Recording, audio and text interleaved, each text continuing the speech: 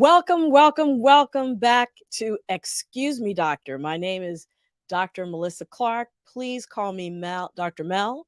And I am just so delighted to be here with you all, my Be Health Empowered family, for another week of Excuse Me, Doctor. And we're here doing this every week to make sure that you have the information that you need to make wise health decisions, not just for yourself, but for your family and even for your community. And so if you're joining us for the first time, please be sure to hit like on Facebook and subscribe, that red button if you're watching us on YouTube. We really appreciate you for all of that and for tuning in. And of course, I have to welcome my co-host, Mr. Wayne Bruce. Come on into the studio, Wayne. He brings us the word on the street, lets us know what you're talking about in the chat, and just overall keeps us on point. I mean, that was a long introduction, Dr. Mel. I feel honored. I'm not in these streets because I'm on, my backdrop for those of you who are watching on video and not listening on radio or podcasts. I actually have water behind me. So I'm not in these streets anymore. I've moved up, right. Dr. Mel. You did. But I still hear from the streets. Well, that is perfect because tonight we have a special show. This is a special episode of Excuse Me, Doctor. We do this. I know. I'm excited. We do this once a month with the Howard University Research Centers in Minority Institutions Community Engagement Core. That is a mouthful. And Howard University brings that focus on research studies, make sure that we're incorporating the latest evidence when we talk about the topics that we cover on our show. And so representing the Community Engagement Core is Miss Karen Parker. She is the project coordinator and Community Engagement Research Centers at the Howard University RCMI Community Engagement Core. Sorry about that, Karen. Thanks for joining us. It is a mouthful. Thank you again for having me. It's really an honor. And just so that people are familiar with the acronyms, that we will only refer to the long name. The acronym is RCMI, and that stands for Research Centers in Minority Institutions. And that's the program that it's actually nationwide. We do have one at Howard University College of Medicine. So my role as project coordinator in the Community Engagement Core is to make sure that the research that we do here at Howard really focuses on what our communities need, basically. So this program is funded by the NIH, actually a branch of the NIH called the NIMHD, which is the Institute for Minority Health and Health Disparities. So that's our focus, and we're really glad to be a part of this effort to talk to the folks. All right. Thanks so much for joining us. And we're really excited about not just this collaboration, but tonight's show, which is talking about Black Men's Health 101. What are the unique challenges that African-American men have in staying healthy? And what can you, as a Black man, or the women who love you, what can they do to have the best possible health care and best possible health outcomes? So we're going to jump right into that. I want to thank you two ladies for taking the time to really care about Black men and brothers about our health, because it's very important. Recently lost a few friends of mine, and everybody's looking around. Since the pandemic, we've been hyper aware of our health conditions, and not conditions, but of our health, just of our personal health, and the things that bring about the determinants of health that determine how we'll respond and get better outcomes. Precisely. And so we're not going to just talk about this, the three of us. We have two incredible experts that we're going to bring in. I'm going to first introduce Dr. Sidney Nelson, who is a board-certified internal medicine physician and the owner/partner in One World Healthcare. Thank you so much for joining us, Dr. Nelson. How are you doing there today? Thank you for having me. Absolutely. And Karen, why don't you bring on our next guest? Absolutely. It's my honor to do so. My colleague over at the Howard University Cancer Center, Mr. Clinton Burnside, he has a Master in Public Health. He is the Senior Outreach Coordinator and the program manager of a very special program called Men Take 10. And that is also at the Howard University Cancer Center. And in that role, he provides education and early detection and support services exclusively to men. Well, welcome to both our wonderful experts. And I'm going to just go ahead and kick off the discussion by, talking about the elephant in the room. One of the reasons that we chose to do the show, which is the reputation that men in general have in terms of avoiding going to the doctor, even if something is bothering them, maybe waiting until the last minute to address it. Is that true? Now, I have to have a disclaimer. Present company, on the call, on the program, doesn't do that. Wayne Bruce, my dad didn't do that. My father-in-law didn't do that. But we do know that that is a stereotype. So can y'all help us with that? Where does that come from? Is it true? What do you see in your practice? What do you see when you work with men in terms of health-seeking behavior?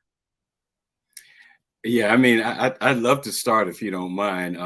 Yeah, I mean, I think for me personally, being from South Carolina, I think it was growing up, we were always together and doing, family events, but health was never the priority in terms of the discussion. And in fact, for me, it was always work hard to provide for yourself and for your family, and then everything else will fall in place. So I think with that mentality, I think that's what we're seeing oftentimes, at least in the work that I'm doing in the community, is oftentimes men, we prioritize just about everything else over our health. And, health is usually on the back burner or until, we have a condition in which we can no longer manage it with what we're doing on our day-to-day activities. And so we're kind of forced to then go into the doctor. I think that's part of the what we're seeing now. But I think it's also just as important to acknowledge that, some of it has been passed on to us.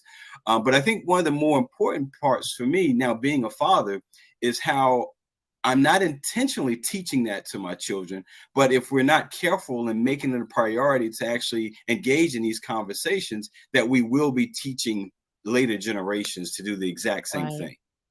Children do what they see, right? Absolutely. Exactly. Yeah, I think that's a great point. And I have to say, in practicing primary care, it's so funny. Every time, I would say a majority of times that I see one of my fellow Black men in a practice, they're like, man, doc, I'm here because my wife brought me here. She told me I need to see a doctor. Mm-hmm. I've been needing to do it for a long time, but, I'm just busy. I just don't have time. And I think, unfortunately, what happens is that a lot of us just get caught up in the grind. And I like how you made the comment where sometimes we do it ourselves, right? I'm an entrepreneur, I'm a doctor, I'm a physician, but I am also a father and a husband. And so we got to make sure that we're very conscious that, our health comes first, because my mom always tells me, listen, son, you can't take care of anybody else unless you take care of yourself first. And so we really got to be better at that. So those messages, I hear both of you saying those messages as well as the behaviors are really important. And I also heard you say something I've heard very commonly, which is that my wife told me I had to come in. So what happens to men that don't have that support system? Do they make it in? I think many of them do. But one of the challenges is the resources that's available to them. I think that's what hinders a lot of men from coming in, going to see their doctor before a major problem occurs. But I mean, there's so many different resources that's very broad. I mean, access to care, transportation, and even their finances, and even depending on where they live, also plays a role, and their environment, absolutely. But you know, for me personally, you know, I also like to include it's the lack of knowledge, I think, with a lot of men. I mean, because I think for some people it's common knowledge that, you know, if you want to know what's going on in your community, you can easily go online. But you know, we find a lot of things online, but we shouldn't believe everything we find online. I mean, you know, we should have a reputable source to get that information from. And I think, you know, that helping men to understand that, yes, you can get that information, but guiding them to where they can find adequate and accurate information about what they're going through, or what they may be going through or dealing with, and not to believe everything that they see online. And, you know, and again, you know, as a Black man, I have nothing against the barbershops, but I don't think we get a lot of true medical advice from the barbershops, although that's oftentimes a huge source of our information. But, you know, so that's just my take on things, just making sure that men get, you know, the effect or the accurate knowledge Right. that and how to apply it to their own situations. Yeah. And I think additionally, there's a couple other factors in there. Just, you know, socioeconomics and disparities in medicine, you know, there's a union there. Unfortunately, it's a union that's strong. We got to think, you know, I've seen studies that say about 75% of Black males do not have insurance. So, I mean, we have Wow. right? Wait a minute, 75%. That's huge. That's huge. So, I mean, we have a problem there, right? And then also, you got to think about the fact that I get a lot of Black males that come to my practice and they say, listen, you know, I was looking for a Black male doctor. You know, the reason why I haven't seen doctors, I want to see someone that I can culturally identify with, someone that I can relate to. And, you know, they'll tell stories. I went to this other doctor. I saw him a couple of times. I didn't feel like he really understood me. I feel like he wasn't looking at me as a African-American male, because I understand that I have things in my history and with me being African-American male addressed. And so, you know, like, well, so I left that doctor. So then now they're just out here, right? And so when you take the fact that, you know, Black doctors are 2% of the population of doctors, you know, it gets a little different if you're looking for a Black male doctor. So I think there's just those things that are interlaced within there that just makes it very difficult. So I'm sorry, I just wanted to jump in there, Karen. I know you have some burning questions, but what you said about Black men, now a lot of Black young men are being steered into IT and other STEM fields and not medicine, and so that pipeline is drying up. And so I just want to put that out there for anybody who has a young man. There is a dire need for Black men to go into medicine for the very reasons that we're talking now. And I'm sorry I cut you off, Karen. Please jump on in. That's all right. I wanted to make sure I remembered the point that Clinton made. May I call you Clinton? About where brothers go to find the key information. So when you connect that with what Dr. Nelson said, how do we bring those two groups together? The Black doctors who are out there looking for their Black man patients, and the brothers who are looking for Black men to help them with their wellness. How do we bring them together? And to your point, where do they go to get this information? And I think it's an overall structural problem. I participate in a very good startup. It's called Life Chair Health, where that's what is happening, is where we're trying to get Black men at the barbershop. That's where discussions happen. That's where relationships are made. And that's where trust is. And so I think we have to go to these institutions, you know, the barbershops, the churches, where we know that trust has already been developed. But we can't just go there. We got to make sure we have some kind of opportunity. So like I said, we have to connect those institutions with Black male doctors, with Black doctors. And so I think we have to continue to strive to make those connections. And that also takes, as far as a Black physician, that takes us to really be more proactive in our communities. I think that's another thing that we have to overstate. You have to be proactive, because it really doesn't do me any, you know, good if I'm out here, I'm just doing what I'm doing, but I'm not being proactive and making sure that I'm cognizant that my people need help, and that I need to be a system, I need to be a place, I need to be a structure for them to find that healthcare need. So I love that. Going out into the community, being where people are, gains their trust and builds those relationships. I think that's excellent. So I heard barbershops and churches. Is there an untapped space?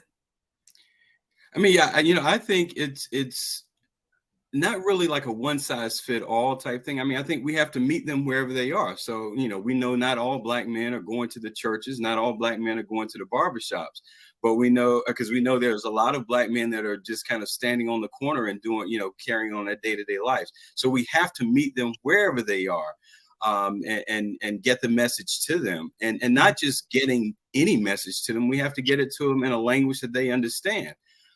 So I mean, like for me personally, I know that, it's, I'm fine with like going going online and finding statistics from the CDC or from here in the nation's capital in DC. Right. But not everyone is able to do that. And even if they were, will they understand what they're reading? So I make it a point for me personally and for the program, the Men Take 10 program, to get that information and let's carry it out to the community. Let's meet them where they are and help them to understand it in a language that they not just understand it, but it actually leads to action. And what is the Men Take 10 program? Can you tell us a little bit about that? Yeah, absolutely. So the Men Take 10 program is a men's health education and early detection program that was founded at Howard University Cancer Center in the late 1990s by Dr. Lucille Adams Campbell. She's no longer at Howard, but she's still around in the area, and we work with her often. But the program, it actually started well over 20 years ago, in which the focus was primarily on prostate cancer awareness, and helping men to become more aware of prostate health and encouraging them to get screened annually for prostate cancer. So kind of over the years, we've made a few changes to the program where today the program, it's not just prostate health. We look at men's overall health. I mean, from the head to the toe, mental, physical, and spiritual, and across the board, because, men, although prostate is very important in terms of men's health, but we're more than just prostate. So we have to address the whole man, if we really want to impact or make changes or to address the health disparities that we're seeing, especially in Black men. So the Men Take 10 program, where we go out into the community, we provide education around men's health overall. Then we also have a component of the program where we offer early detection services, where a man can come and get screened for various different cancers and other services as well. And then our most recent component of the program is a support piece, in which we monthly, we set up a Zoom call, and we have different health professionals to come in and talk a few moments about a different health topic. And then we open it up for discussion and really just dialogue, so that men can kind of share their experiences. And so those are the main three components of the Men Take 10 program that we've been very effective with providing to the community. That's an excellent program. Have men been open to join the Zoom and really discuss problems? And have you had a lot of success with that? Oh, that's an excellent question. And just to be a little transparent here, I'll say when we started the program and or the support portion of the program in 2016, it was all in person. And so we had maybe 5 to less than 10 men came to the group every month, because they were having to come over to Howard. Right. So when the pandemic hit, and we were like, oh my goodness, what are we going to do? Because the program kind of targets older men, 40 and older, right? And so we thought, well, what if we do like a Zoom call? And initially, we thought, well, that's going to scare a lot of older men away. They're not going to deal with Zoom. But lo and behold, to our surprise, at least to my surprise, we actually have almost record attendance now with the program. Because it's virtual. In fact, we now average about 20 men each month that come to our group. And I think the other benefit of having this virtual platform is that we no longer just have men here in the Washington, D.C. area. We have men from California, Oregon, even there's people that log in from the Dominican Republic that participate in this group. That has been the effect of having, this virtual platform to reach men. So it's been very, very effective. That's fantastic. That is excellent. And you mentioned that you talked about that you look at, the entire men's health. in general. We know that there is a life expectancy gap between white men and black men of anywhere from 6 to 15 years, depending on the studies that you look at. What are some of the, and this is for Dr. Nelson, what are some of the leading causes of that life expectancy gap? Sort of the main conditions that are that are challenges for black men and leading to earlier mortality? Yeah, it's unfortunate that we see that, and we have to remember COVID really brought out those disparities and those issues. And it's the standards, it's the studies, it's the coronary artery disease, it's heart disease, it's diabetes, it's cancer. It's the fact that we're walking around as men, as black men, and we're not getting screened for our blood pressure. We're not getting screened for our cholesterol levels. We're not getting screened to see if we're diabetic. And so we're walking around with these illnesses, these chronic illnesses that we know if we leave them, untapped, they just go and they're just untamed, and they cause, chronic illnesses, disease, and it spreads. And so the problem is that we have not addressed how to deal with these chronic issues and how to make sure we limit its morbidity and its mortality. Coupled with, and it's unfortunate, we always have to add this, and I think sometimes we forget, part of that mortality is also just homicide. We have to really address the gun issue amongst our community. And so, as a physician, I don't deal with that directly as much, but it's something that as a community, we need to really understand that is part of it also, that disparity in life expectancy also deals with, homicide. So. And thank you for bringing that out. We are going to stay tuned in this space. We are going to have a special episode in the near future about gun violence, and there are physicians, emergency physicians, and others out there addressing that issue in the community. And we're gonna talk about that. But as you're talking about not getting screened, what are some of the screenings that men, I'm going to just go by different age groups, men in 20s to 30s, what are some of the screenings that you're in your 20s and 30s, what should you be thinking about? So 20s and 30s, I always tell people it's the big four. Okay, we need to make sure we're screening you for diabetes. We need to make sure we're screening you for hypertension. We need to look at your weight, screen you for obesity. And we need to look at your blood pressure. We need to make sure you're not hypertensive. So 20s and 30s, I remember my 20s and 30s. And you walk around, you feel like you're the Green Lantern, you're moving around and you feel like you're, can't be defeated. But we always got to remember that a lot of these diseases are silent, so we still need to be screened to make sure that they're not things that we're dealing with or have occurred. Yeah. Absolutely. And what about as you move into your 40s and 50s? Now that's where how does that change? That's where that's where I always see my guys come in and the head's just a little bit lower than typical when they come in because they know the conversation I'm going to have with them, and so.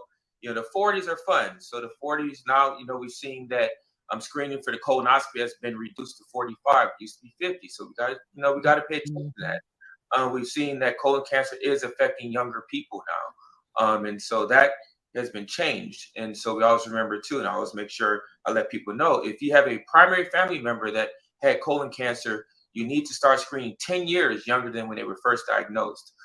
So that's something that's very important. Also. I'm sorry. What is a primary family member, please? Mom, dad, essentially is primary family member, or in certain circumstances, I do weigh in like a grandfather, grandmother, but mainly primary meaning mother and father. Thank you. Mm-hmm. Yeah. And so we have colon cancer. So the next thing is prostate cancer. So during the 40s, that's when we started doing screening for prostate cancer. Unfortunately, I have to say, literature is different for a lot of different people as far as when to screen, what to do, and how to screen. But for the most part, you want to be at least getting a PSA. That's a prostate-specific antigen. That's an antigen that's shown in patients with prostate cancer, although it can also be a marker for like an enlarged prostate. So you want to make sure you're seeing a doctor and getting specific answers once you get that test result back. So you should be having that in your 40s and your 50s. And you should be also getting a digital rectal exam. That's the one that everybody smiles about because they know what that means. And so typically you want to make sure that you're getting that performed by a physician. Urologists are, one of my go-tos for just screening just because that's what they do. You'll see in literature, primary care doctors do it sometimes, but primary care doctors aren't always seeing prostate cancer, aren't, doing a bunch of digital rectal examinations. So some literature says, hey, well, do we want this being a physician that handles that versus a urologist that is trained? And this is what they do. When they feel the prostate, they're going to know specifically this is something that needs to be dealt with. So you'll see variability in that, but as long as you're getting a digital rectal exam during that time period, that should help you with just prostate cancer screening. Clinton, do you see, in speaking about prostate cancer, since that's how your show, your program started off, in terms of whether primary care doctors are doing it or urologists are doing it, and how do you educate men on that piece? Yeah, well, we also get a lot of men that will come to our program and, will tell us, well, I have a primary care doctor, but, he or she will only do the PSA or the blood test. And so, I'm hearing, other news reports and different things that say we should do both, or I shouldn't get screened at all. So part of what we do is kind of sit them down and help them to understand their personal risk factors. Okay. Like the doctor just said earlier, in terms of your family history, any cancer that pre-existed in your family already. And then we also want them to understand their personal risk, their family health history, and then their environment. Like what are their lifestyle factors right now? What are they exercising? How are their eating habits? So those are some of the things that we kind of help them to better understand. And then the less healthy your lifestyles are, the greater your risk of developing not just prostate cancers, but other cancers as well. And so we want to make sure that men understand that. And I say men, but we also want women to understand that, because from my experience, I focus primarily on the men, but I'm not able to reach all men. Especially when I'm out at some of the community events, I tend to see more women. But if I share that information with the women, they're able to then take it back to the men in their lives. And I don't know if this would be a surprise for most people on the call here, but I oftentimes get phone calls from men and say, man, the only reason I'm calling you is because my wife said she saw you the other day and you gave her this information. And so, it's really helping them to better understand what their risk factors are in terms of developing different diseases. Sometimes we don't move without our wives. Actually, Absolutely. Our wives get us to move. So that's with anything. A lot of times men go to the doctor because something is wrong, because they're having problems either with their wife or girlfriend or something, and so they find it the impetus to go check on themselves. Are you specifically saying sexually they're having problems? Yeah. Yeah. Okay. Yeah. You gonna go get that checked out first. And true.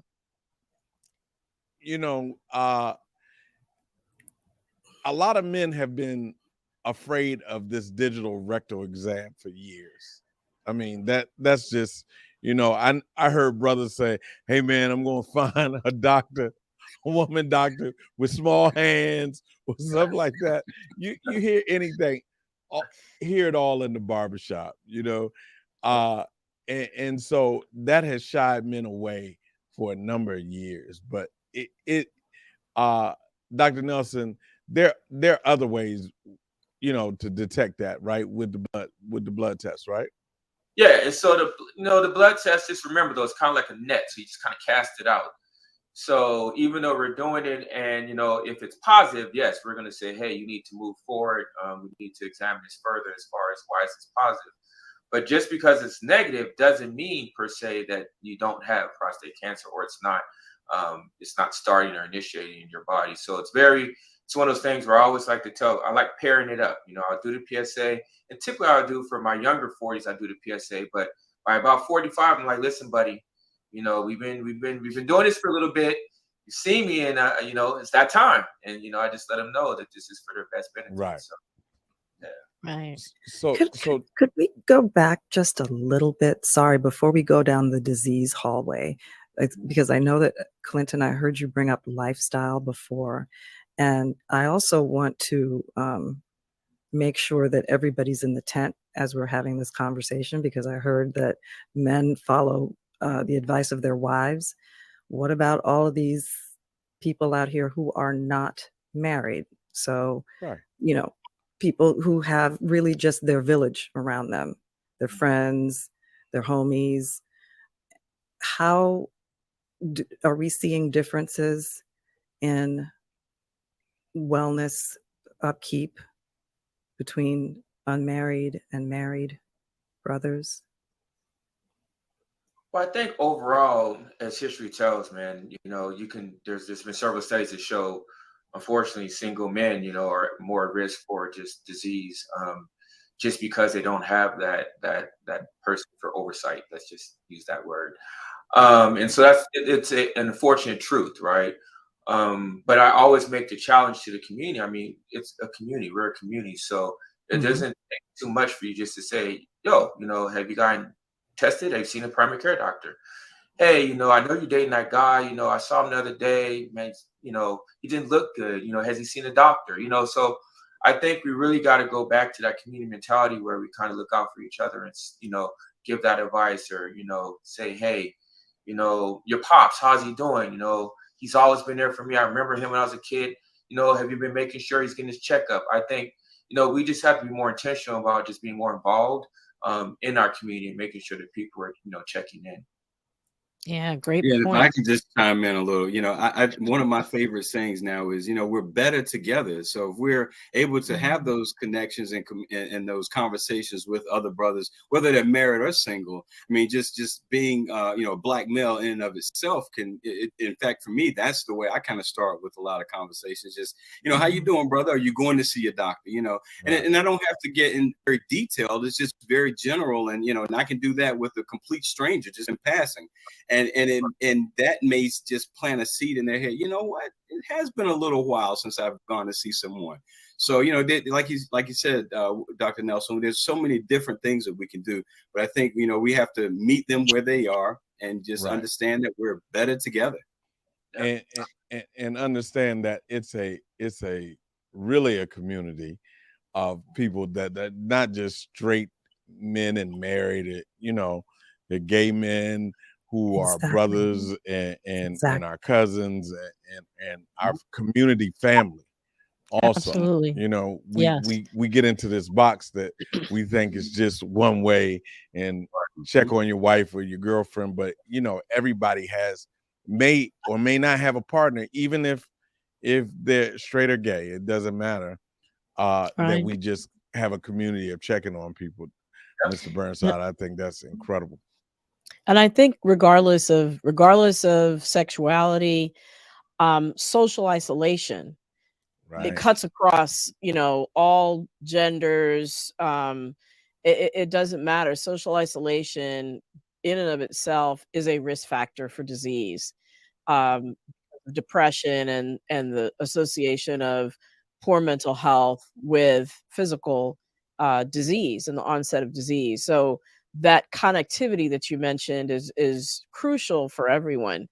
Um, Before we get away from it, we kind of stopped in the 40s and 50s. I wanted to also just throw out 60s and beyond. What should men in their 60s and beyond be thinking about in terms of preventive care, just to kind of round out that discussion? Yeah, interesting enough. You got to think at 60s and beyond. If you did your colonoscopy at 45 or 50, we're coming back around for that. So that's something to be aware of. That you will have that redo for that colonoscopy. You want to make sure you're getting your proper vaccines. Vaccines are also part of health. Make sure you're getting your pneumonia vaccine at 65, and let's mention make sure you get your shingles at 50. Just to backtrack. And so we just want to make sure that we're keeping our cycle of health, keeping that cycle of preventive medicine as we just carry on. What about EKGs? Are there any roles for that, or fitness tests, stress tests, anything like that? So screening EKGs usually, we do around 35 just to make sure we have something that's baseline. But that changes depending on what kind of history that you have as far as family history. Do you have a mother or father that had heart disease young in life? And what risk factors do you have? Are you a smoker? Are you obese? Mhm. Do you have diabetes? Do you have hypertension?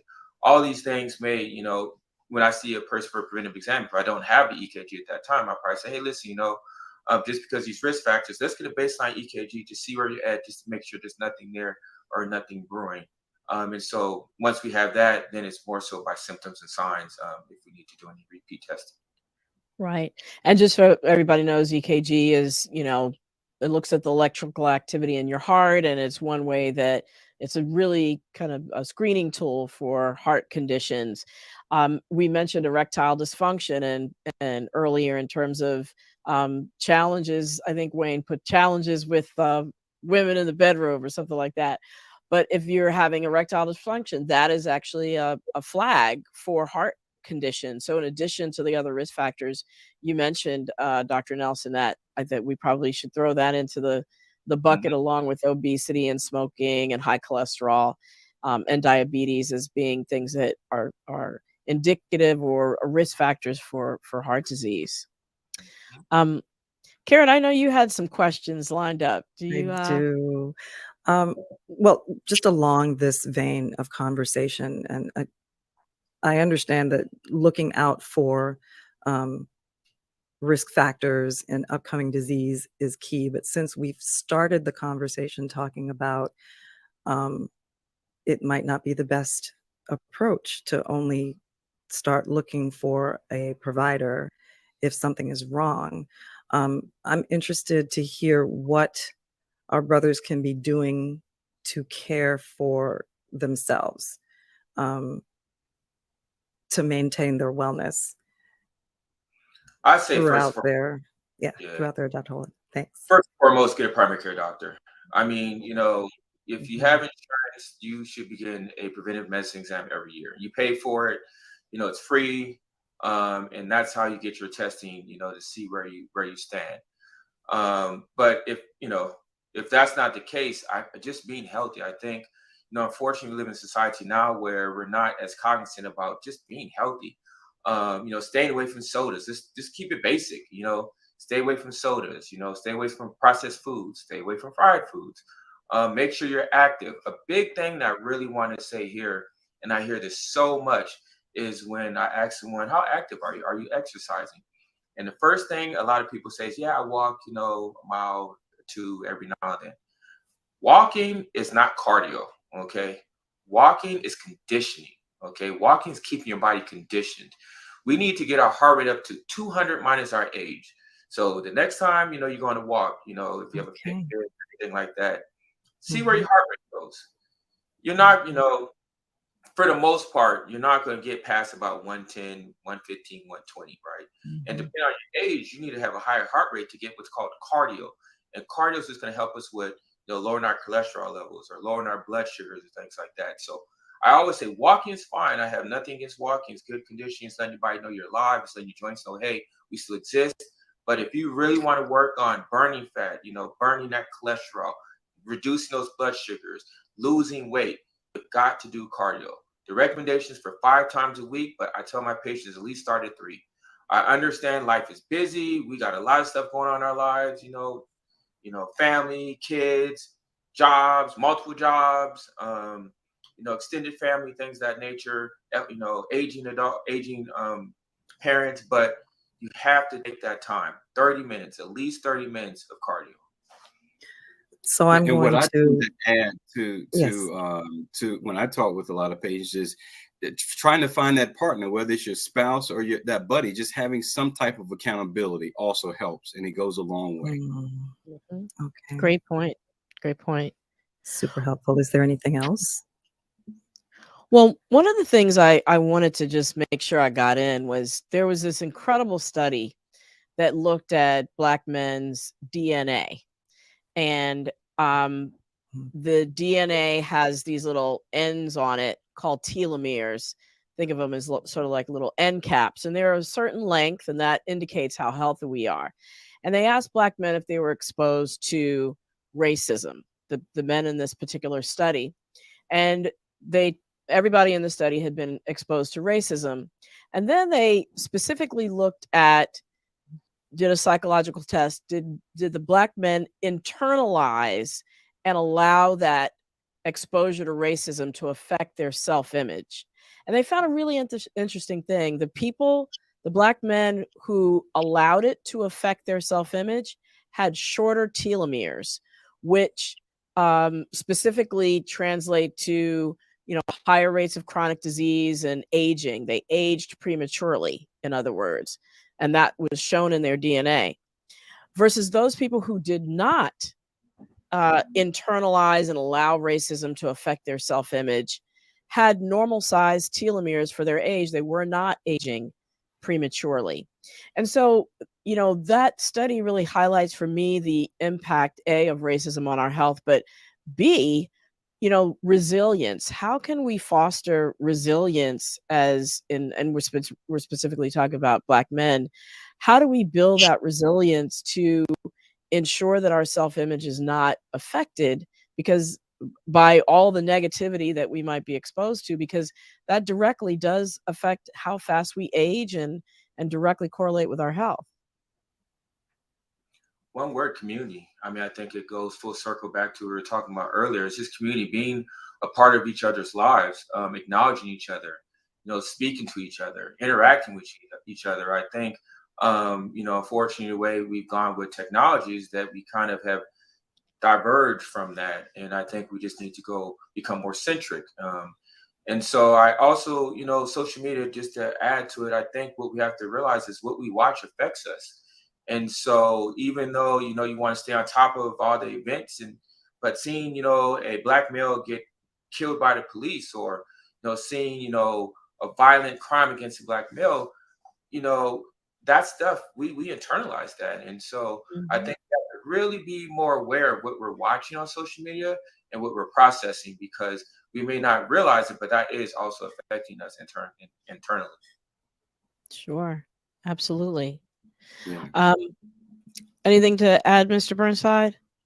No, I mean, I think he hit the nail on the head. I mean, and in terms of, kind of what we're doing with the Men Take 10 program is really, we want to bring men together. And although we're, as men, we experience our situation perhaps by ourselves, but it's important that we connect with other men to kind of share our stories and know that, it may be unique to me, but when I get around other like-minded brothers, I see that it's not so unique, and that we're able to share ideas, and what worked for the other, for my friend here, may not work exactly the same way for me, but it's at least something else, another option that I may have to kind of give me a little more hope that, this isn't the end, and I shouldn't give up here. And I could keep moving forward. And even if not for myself, for my family, but, sometimes it takes someone else to share that with us, to put that, at least to plant that seed so that it can grow within us and bear some excellent fruit.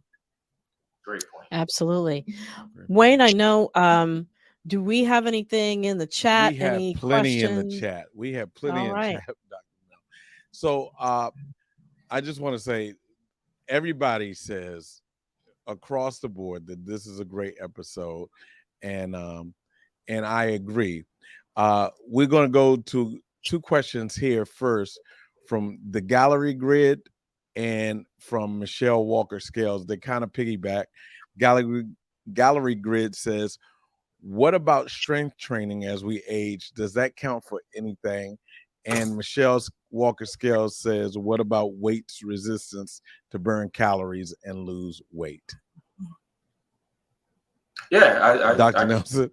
Yeah, I'll take those. Yes, definitely strength training is good, because what we're doing is we're strengthening our bones and our muscle. And as we age and progress through life, as I like to call it, some of us, our bones are not as stable as others, and they can become brittle, and we get what's called osteoporosis. That's more so in women, but men can also get it. So making sure that we are doing strengthening exercises, making sure that we're doing that weight training. Once again, not only we strengthen our bone, but also our muscle. And it's activity. We're increasing our metabolism, so we are burning.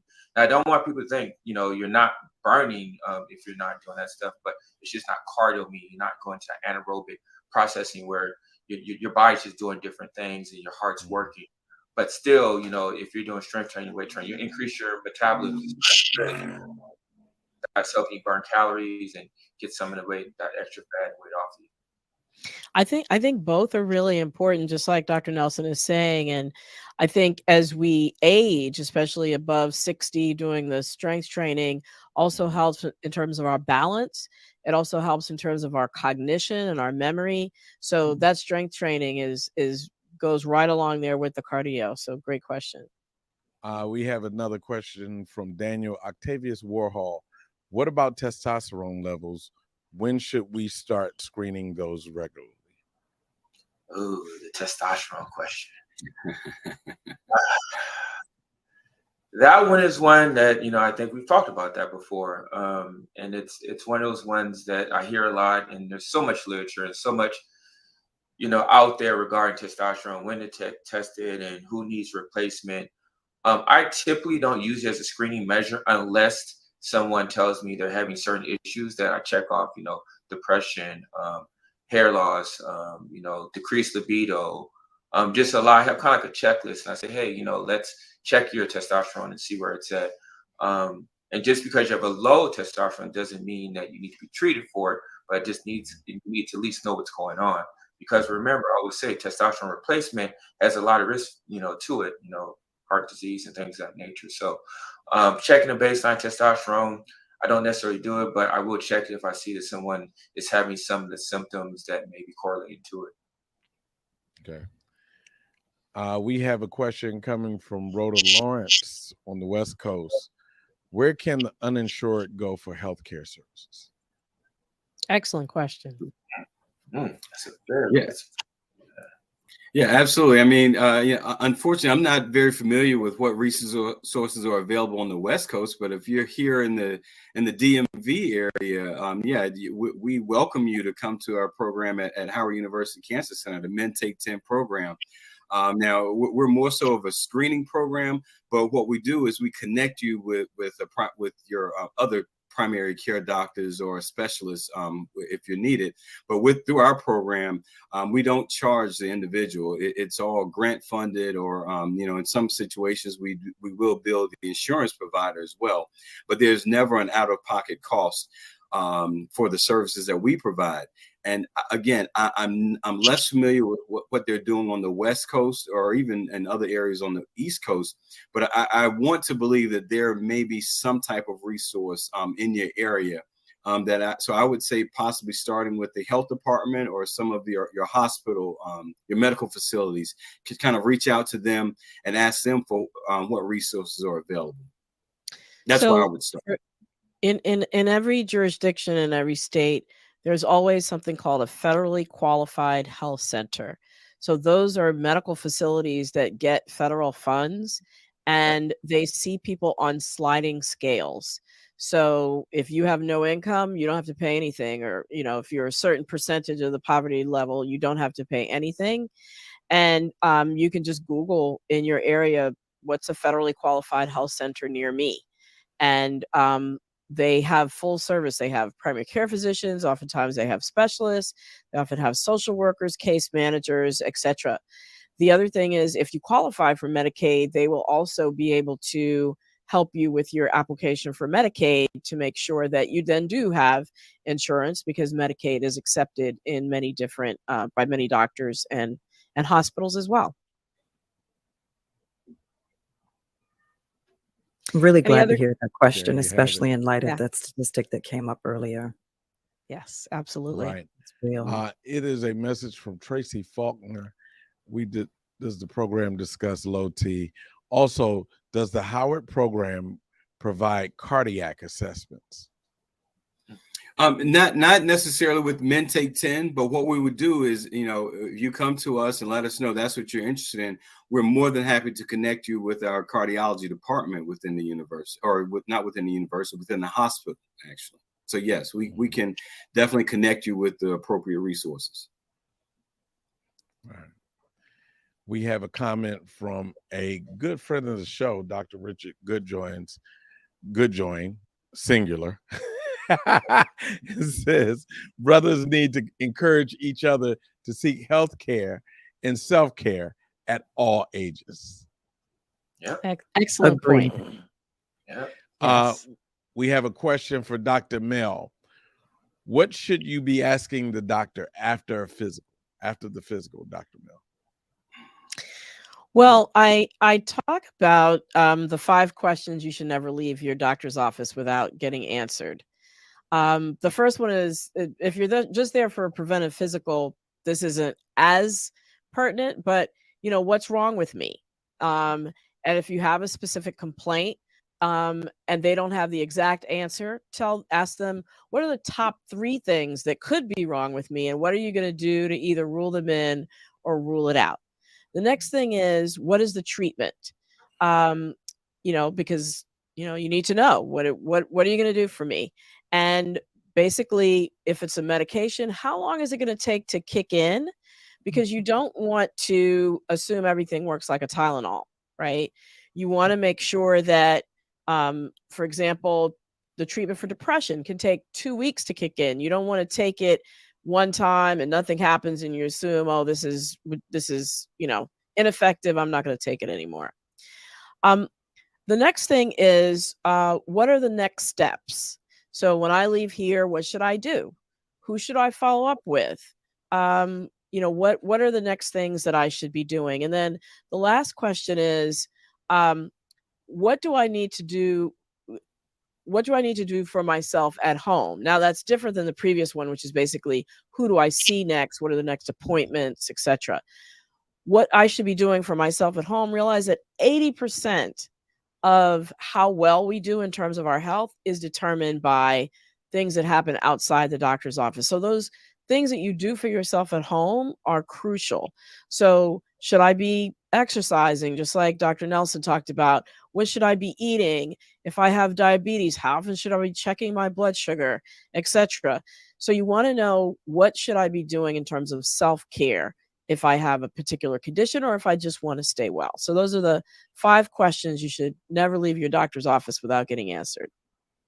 It's incredible. And if I can just add to that a little bit, kind of what we do with our Men Take 10 program is know your numbers. I mean, and we tell them that, or we encourage them to know that, because oftentimes when I'm out in the community, one of my questions is, hey, when was the last time you saw your doctor? Oh, I saw him just last month. Well, what did he tell you? Everything was okay. But what does that mean? What does that mean? Everything is okay. But what does that mean? Like, look, so what was your blood pressure? What was your PSA? Know your numbers. That's more important than just hearing everything is okay. Yep. Right. Excellent. Excellent point. We have a statement from Christopher Wickoff. Don't underestimate the need to mitigate fall risk as we age. Excellent point. And that's where that strength training comes in as well. And if you have older parents too, an older dad, make sure you're taking up the rugs in your house so that decreases the risk of slipping. Yes. Okay, so we also have a question coming. After this program ends, what is the first step we need to take? What's the very first thing would you encourage someone to do after this program? Get a primary care doctor. Get a primary care doctor. If you can't go about that? So that's the beauty of the system. Gotta make sure you have insurance. If you don't have insurance, like we talked about earlier, you can go to a FQ, HS, and get or C and get that set up. But if you do have insurance, each insurance you call them up, you go online, they have a portal, you can see what doctors are there, you can screen them, you can see if they get good reviews. But they're there. If you have insurance, just go online or call and find your primary care doctor. There's other sites like ZocDoc that you can use. You can, if you're tech savvy, it's like an app. You can download it, or you can go online and you'll find doctors in your area, and there's reviews there. It's kind of like a Yelp for physicians. But those are a couple of resources I would recommend using. Yeah, I would even add, even if you're not connected right now, well, pay attention in what's happening in your community. I'm pretty sure there will be at least some type of community health fair coming up. Make sure you are a part of that community event. Because that's an excellent place to get a lot of information about what's happening right there in your community. And the resources available. Agreed. All righty. And if I could just put a little commercial in for the primary care doctor. The reason to get a primary care doctor, A, is to do those preventive things. But then if something goes wrong, you know who to call, right? You develop a relationship with that person, understand how to access them so that, if you do need them outside the preventive visits, you have somewhere to go and you have a relationship already built. Start in your 20s and 30s. And Extremely that's the show, Dr. Mel. Wow. Well, I cannot believe that this has passed so quickly. You all have been just a wealth of information. Thank you, Dr. Sidney Nelson. Thank you, Mr. Clinton Burnside.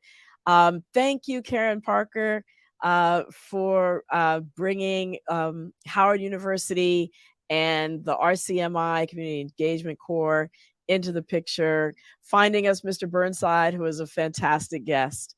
And of course, thank you, Wayne Bruce, fabulous co-host extraordinaire, and to all the audience, my Be Health Empowered family. You are incredible in terms of the questions that you put out there. We really appreciate you. And until I see you again next week when we have another incredible show, please remember to be wise, to be well, and to be health empowered. Thank you so much for tuning in.